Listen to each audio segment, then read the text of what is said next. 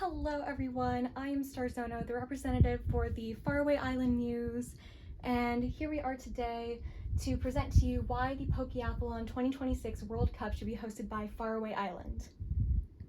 To start off with, let's go over a brief history of Faraway Island. So, Faraway Island is a tropical island inhabited only by Pokemon.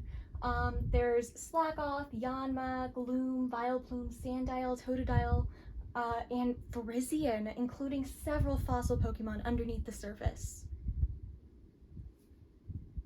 So here is a map of Faraway Island. You can see that nothing else surrounds it. It's just the ocean. There is mountainous area and plenty of grasslands in the island. And so here I am to present to you Project Mew. So our goal with Project Mew is to learn more about Pokemon and how they live in their natural habitats.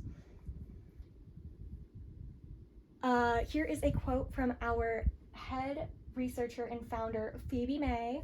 Project Mew is a conservation group that focuses on Pokemon located on Faraway Island. We at Project Mew want to look into the Pokemon present, see how they thrive. We are looking into the best ways to preserve natural environments here to help the rest of the world. So, why should you pick Faraway Island to host the Pokeathlon 2026? So, the challenges first of us hosting is that we would be disturbing the wildlife by making infrastructure for sports stadiums and spots for tourists to live. So while the wildlife is very interesting and rare, having that many players and fans requires a lot of construction, meaning a lot of the local Pokemon would be displaced.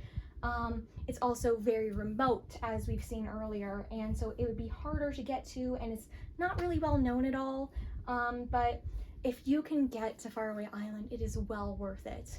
And then another one of our challenges is that it is pretty small. It is a remote island that only Pokemon live in. And so some benefits of us hosting, we are on a tropical island. Faraway Island has a very warm climate and plenty of beaches to spend time on. There's fresh grass and more nature all around.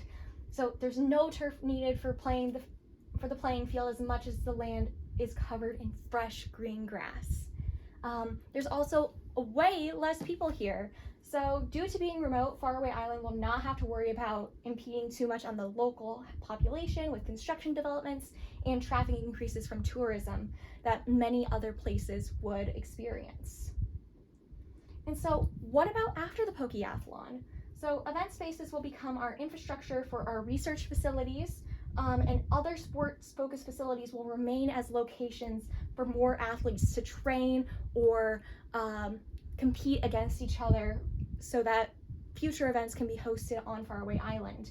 And then revenue generated from the tourism will go into the research and Pokemon conservation of our area. So now we have some quotes from some of our lovely guests.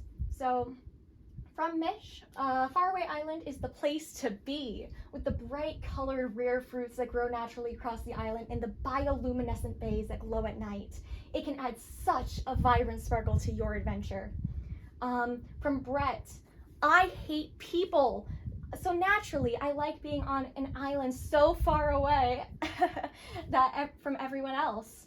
It's also a perfect example of how beautiful nature can be when there are less people around to pollute it. Come visit today. And then finally, from Squareheart, I never imagined Faraway Island could be someplace I vacation to, but the land is so nice and quiet, and there's tons of Pokemon to watch. They gave me a scavenger hunt to track them all down. It's been super cool. But I wonder what this super rare mythical Pokemon could be. Ooh, I wonder. And so, in conclusion, thank you so much for considering us as your host country for the Pokeathlon 2026 competition. We hope to see you there and hope that we can host for you.